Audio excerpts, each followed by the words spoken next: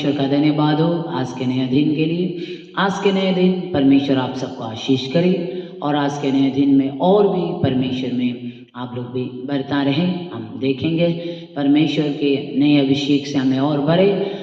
जो पेड़ नया पत्ता आने से वो पेड़ बढ़ता है, उसी तरह हम भी हर रोज एक नया अभिषेक, रोज की रोटी बोलता है ना वचन में, रोज की रोटी हमें दे।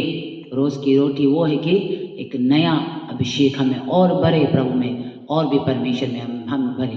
प्रभु के अभिषेक, प्रभु के उस नए अभिषेक से रोज नहीं बढ़ने से कल का वाला कल को हो जाता है, खत्म हो जाता है ना। पुराने नियम में लोगों को, परमेश्वर के जनों को परमेश्वर मन्ना बरसा कर देता था।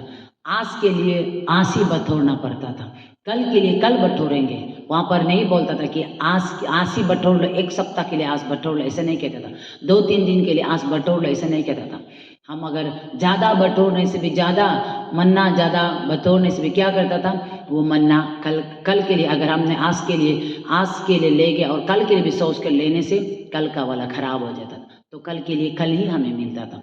तो उसी तरह हमें हर रोज यीशु प्रार्थना करना सिखाते हैं कि हमें हर दिन का बोझ हमें देना, दिन भर का रोटी हमें दे, ऐसा कहता है। यानी कि हमें दिन भर का रोटी हमें दे, यानी कि आज दिन भर निर्वाह कर सके, परमेश्वर की उपस्थिति में हम रह सके। उसके लिए हम परमेश्वर के हर नए दिन में, हर नए अभिषेक से खुद को बढ़ने के लिए प्रभु में समर्पित करें। प्रभु का हर नए अभिषेक से हम हर रोज नया बनते जाए, नहीं तो हम कल का पुराना वाला होने से वो बदबू मारेगा उसमें ना, उसमें जंग लग जाएंगे, उसमें खराब हो जाएंगे वो। तो इसीलिए हम नया पत्ता, जैसा नया पत्ता निकलते रहता है वो नया पत्ता लगने वाला पेड़ में, जिस पेड़ में नया पत्ता नहीं आते हैं वो पेड़ नहीं बढ़ते, लेकिन जिसमें नया पत्ता आते हैं वो पेड़ भरने लगते हैं ना, तो ऐसा होता है। तो इसीलिए इस वचन के अनुसार भी प्रभु आप सबको आशीष करे। आइए हम वचन देखेंगे, रोमान 7:14। तब तुम पर पाप की प्रभुता न होगी, क्योंकि तुम व्यवस्था के अधीन नहीं वरन अनुग्रह के अधीन हो। यहाँ पर कहता है ना कि तब तुम पर पाप की प्रभुता न होगी, क्योंकि तुम व्यवस्था के अधीन नहीं हो। यहाँ पर देखिए, हम पर पाप अभी प्रभुता नहीं कर सकते, क्योंकि अभी हम व्यवस्था के अधीन नहीं है। देखिए यहाँ पर और कहता है वरन तुम अनुग्रह के अधीन हो, हम अनुग्रह के अधीन हो। इस वचन को विस्तार रूप से अच्छी तरह से आप लोग पर के देखिए, बार बार इसे पढ़ कर देखिए और इसे मनन करके देखिए। जैसे गाय दिन भर चरते दिन भर वो क्या है, का के घास को पूरा जमा करते, रात को फिर उसे निकाल कर चबा कर उसे खाते। तो उसी तरह से हमें भी वचन को हम ऐसा करना है ना। वचन एक बार पढ़ा हो गया ऐसा नहीं, उस वचन को पढ़ा का थोड़ा ध्यान से पढ़कर, सुनकर, उसे ध्यान से पढ़कर, देखकर थोड़ा उसमें मनन कीजिए। परमेश्वर में खुद को रखकर प्रभु से पूछिए, प्रभु से बात कीजिए। इस वचन को दिन भर आप दोहराते रहिए, शाम तक प्रभु आपको कुछ ना कुछ बात देंगे इस वचन से ना। तो ऐसा होता है। तो इसीलिए यहाँ पर वचन को अच्छी तरह से देखो, हम पर प्रभुता, पाप की प्रभुता नहीं होगी, क्योंकि हम व्यवस्था के अधीन नहीं है। देखिए व्यवस्था, पुराने नियम में मूसा के समय में व्यवस्था दिया गया था, और व्यवस्था में के अधीन रहने वालों को पापी ठहराता था, क्योंकि वो लोग व्यवस्था जो कोई पूरा नहीं करता उसे पापी ठहराता था और उसे सजा मिलता था। लेकिन अब हमारे समय व्यवस्था का समय नहीं, ये समय अनुग्रह का समय। तो यह अनुग्रह को आज हमें समझना है। सच्चा अनुग्रह क्या है?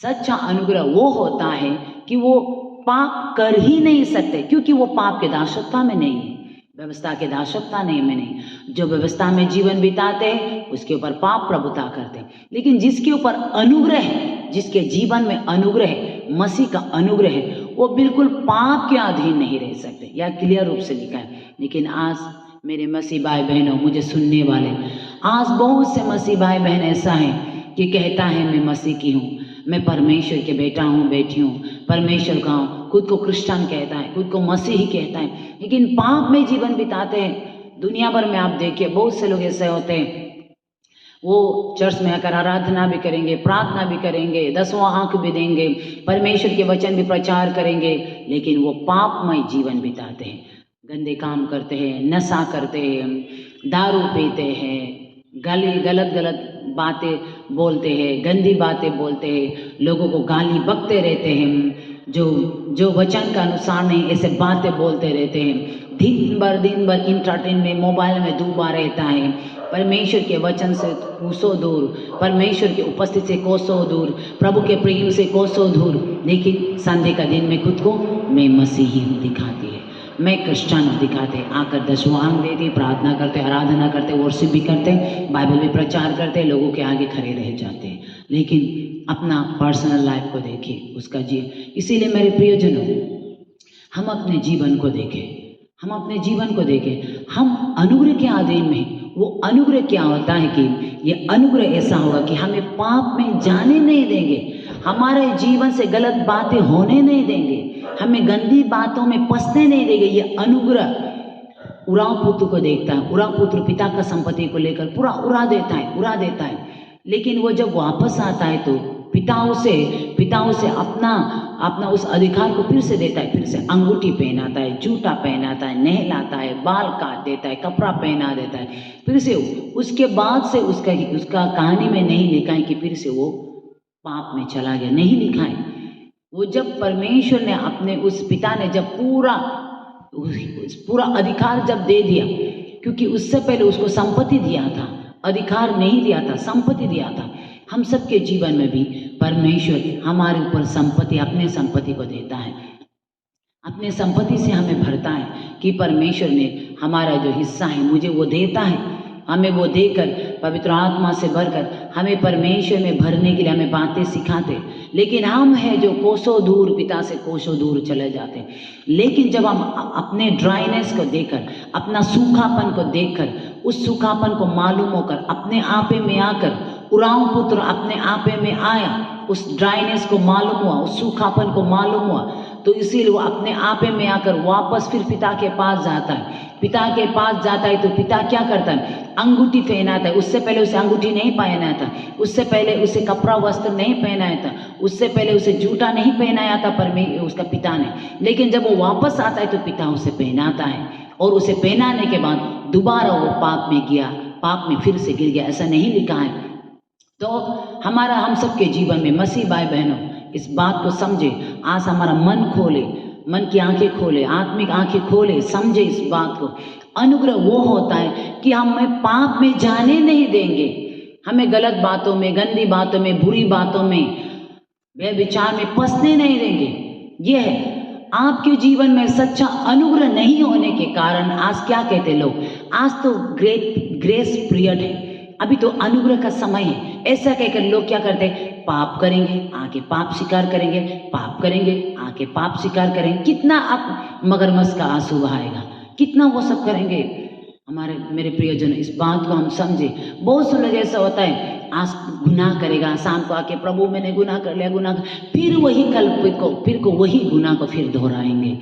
अरे ऐसा नहीं होता है, अनुग्रह ऐसा नहीं होता है। इस बात को हमें समझना है। अनुग्रह, सच्चा अनुग्रह क्या है, इस बात को हमें आज जानना है। सच्चा अनुग्रह वो होता है कि हमें पाप के अधीन ही नहीं होने देते। तो आज हमारे जीवन में अनुग्रह है, अनुग्रह बोलकर हम क्या पाप करने का लाइसेंस हमें मिला है क्या? या यह अनुग्रह एक ऐसा लाइसेंस है क्या पाप करें, हम फिर से पाप करें, फिर से प्रभु में आए, फिर से पाप करें, फिर से प्रभु में आए, फिर से पाप करें, फिर से प्रभु में आए। ये कहता है कि एक बार अगर आपका भाई ने आपके साथ कुछ बुरा किया तो कितना बार हमें क्षमा करना है? 7 बार क्षमा करना है। ऐसा कहकर हम अपने ऊपर, प्रभु हमें बार बार क्षमा करता है, बार बार क्षमा करता है, क्योंकि हम अनुग्रह को एक पाप करने का लाइसेंस सोच के हम बनाकर बैठा है।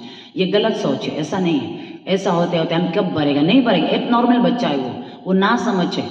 तो इसीलिए आज हमें समझना है अनुग्रह क्या है।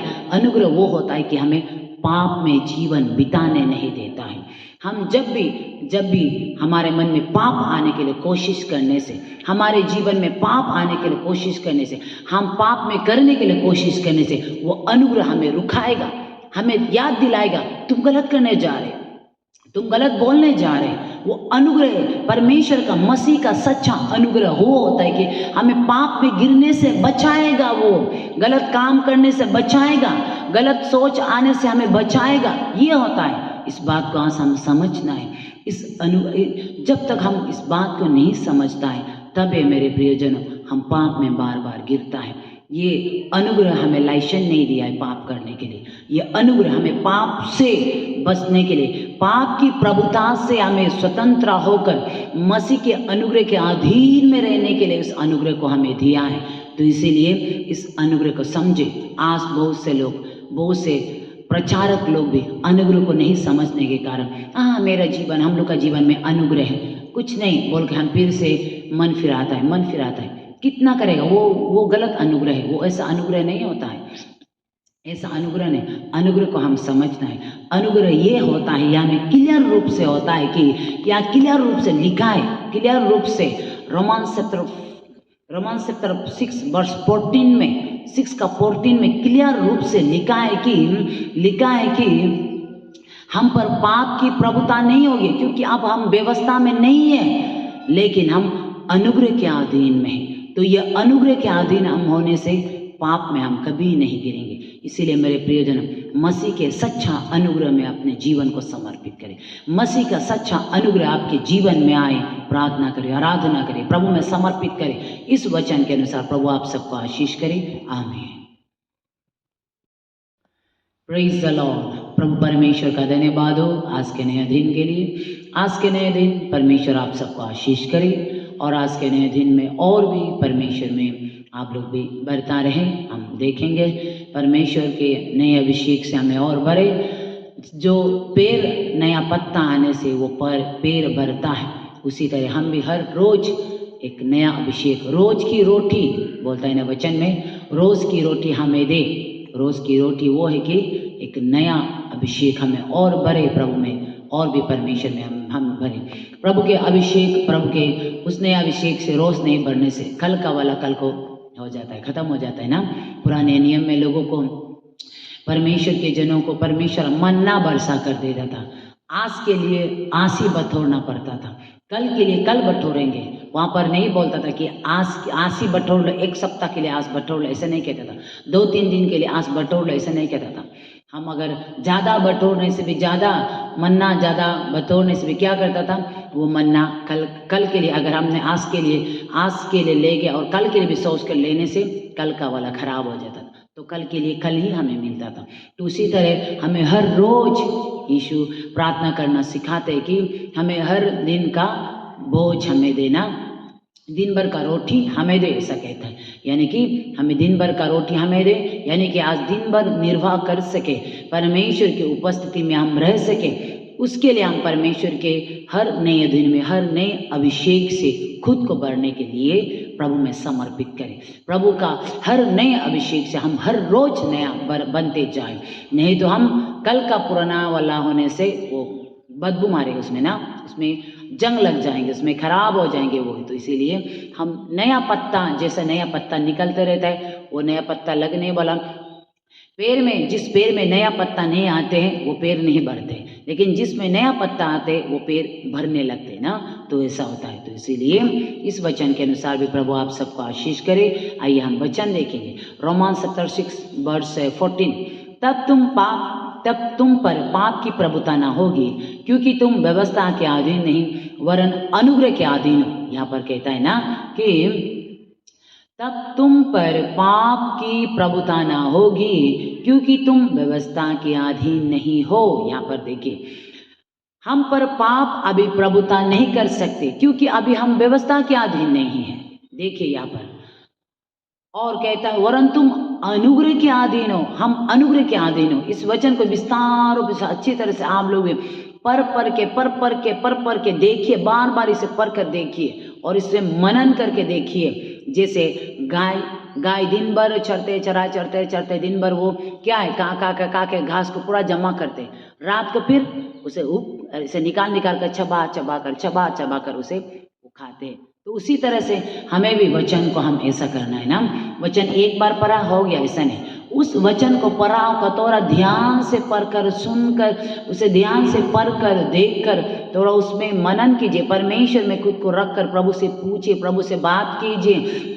इस वचन को दिन भर आप दोहराते रहिए, शाम तक प्रभु आपको कुछ ना कुछ बात देंगे इस वचन से ना।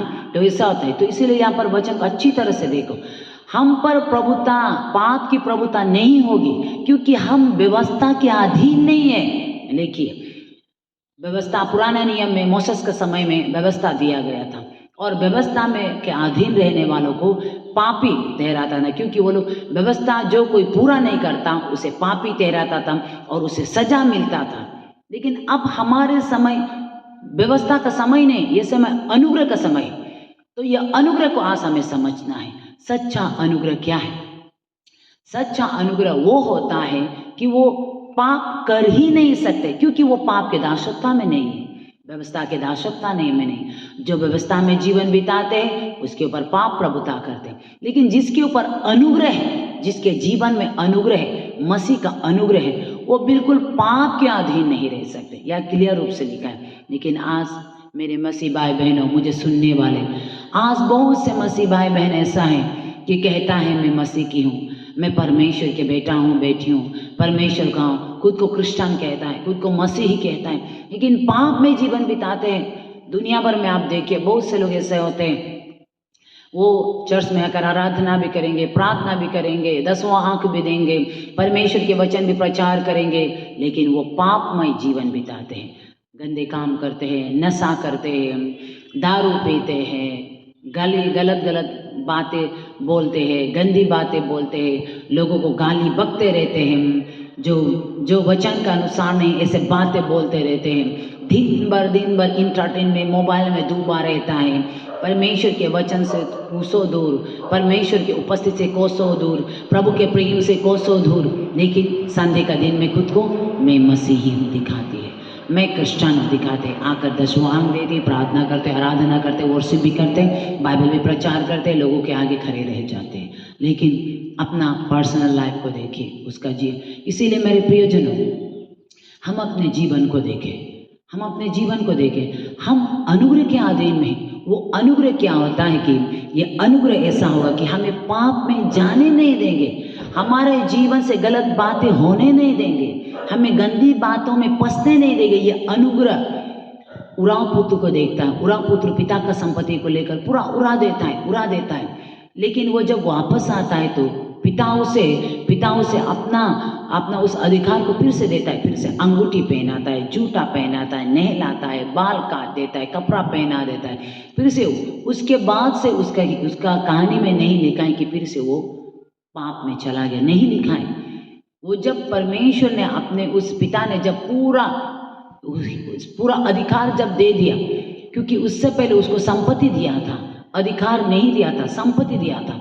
हम सबके जीवन में भी परमेश्वर हमारे ऊपर संपत्ति, अपने संपत्ति को देता है, अपने संपत्ति से हमें भरता है कि परमेश्वर ने हमारा जो हिस्सा है मुझे वो देता है, हमें वो देकर पवित्र आत्मा से भरकर हमें परमेश्वर में भरने के लिए हमें बातें सिखाते। लेकिन हम हैं जो कोसों दूर, पिता से कोसों दूर चले जाते। लेकिन जब हम अपने ड्राइनेस को देखकर, अपना सूखापन को देखकर, उस सूखापन को मालूम होकर अपने आपे में आकर, उराव पुत्र अपने आपे में आया, उस ड्राइनेस को मालूम हुआ, उस सूखापन को मालूम हुआ, तो इसीलिए वो अपने आपे में आकर वापस फिर पिता के पास जाता है। पिता के पास जाता है तो पिता क्या करता है? अंगूठी पहनाता है। उससे पहले उसे अंगूठी नहीं पहनाया था, उससे पहले उसे कपड़ा वस्त्र नहीं पहनाया था, उससे पहले उसे जूता नहीं पहनाया था उसका पिता ने। लेकिन जब वो वापस आता है तो पिता उसे पहनाता है, और उसे पहनाने के बाद दोबारा वो पाप में गया, पाप में फिर से गिर गया, ऐसा नहीं लिखा है। तो हम सबके जीवन में मसीह भाई बहनों इस बात को समझे, आज हमारा मन खोले, मन की आंखें खोले, आत्मिक आंखें खोले, समझे इस बात को। अनुग्रह वो होता है कि हमें पाप में जाने नहीं देंगे, हमें गलत बातों में, गंदी बातों में, बुरी बातों में, व्यभिचार में फंसने नहीं देंगे। यह है आपके जीवन में सच्चा अनुग्रह नहीं होने के कारण आज क्या कहते लोग, आज तो ग्रेस पीरियड है, अभी तो अनुग्रह का समय है, ऐसा कहकर लोग क्या करते हैं? पाप करेंगे, आके पाप स्वीकार करेंगे, पाप करेंगे, आके पाप स्वीकार करेंगे। कितना आप मगरमच्छ का आंसू बहाएगा, कितना वो सब करेंगे। मेरे प्रियजन, इस बात को हम समझे। बहुत से लोग ऐसा होता है, आज गुनाह करेगा, शाम को आके प्रभु मैंने गुनाह कर लिया, फिर वही फिर को वही गुनाह को फिर दोहराएंगे।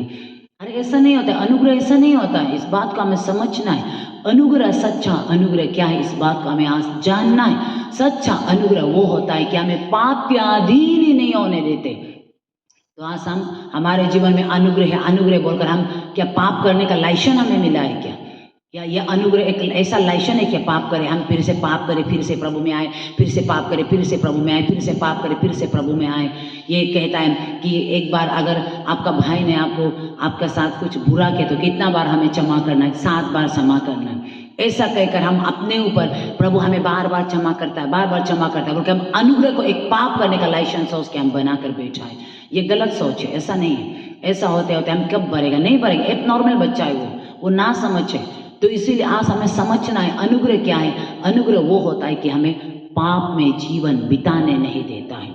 हम जब भी हमारे मन में पाप आने के लिए कोशिश करने से, हमारे जीवन में पाप आने के लिए कोशिश करने से, हम पाप में करने के लिए कोशिश करने से, वो अनुग्रह हमें रुकाएगा, हमें याद दिलाएगा तुम गलत करने जा रहे, तुम गलत बोलने जा रहे। वो अनुग्रह परमेश्वर का, मसीह का सच्चा अनुग्रह वो होता है कि हमें पाप में गिरने से बचाएगा, वो गलत काम करने से बचाएगा, गलत सोच आने से हमें बचाएगा। ये होता है। इस बात को आज हम समझना है। जब तक हम इस बात को नहीं समझता है तब ये मेरे प्रियजनों हम पाप में बार बार गिरता है।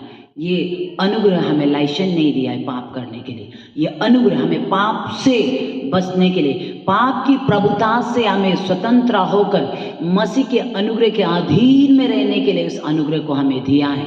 तो इसीलिए इस अनुग्रह को समझे। आज बहुत से लोग, बहुत से प्रचारक लोग भी अनुग्रह को नहीं समझने के कारण मेरा जीवन, हम लोग का जीवन में अनुग्रह है, कुछ नहीं बोल के हम फिर से मन फिराता है। कितना करेगा? वो गलत अनुग्रह है। वो ऐसा अनुग्रह नहीं होता है, ऐसा अनुग्रह नहीं।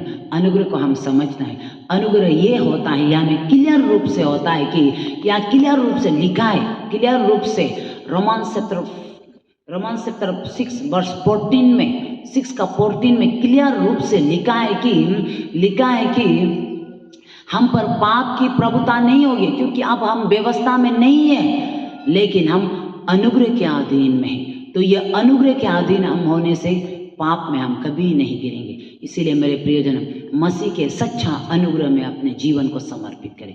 मसीह का सच्चा अनुग्रह आपके जीवन में आए, प्रार्थना करें, आराधना करें, प्रभु में समर्पित करें। इस वचन के अनुसार प्रभु आप सबको आशीष करे। आमीन।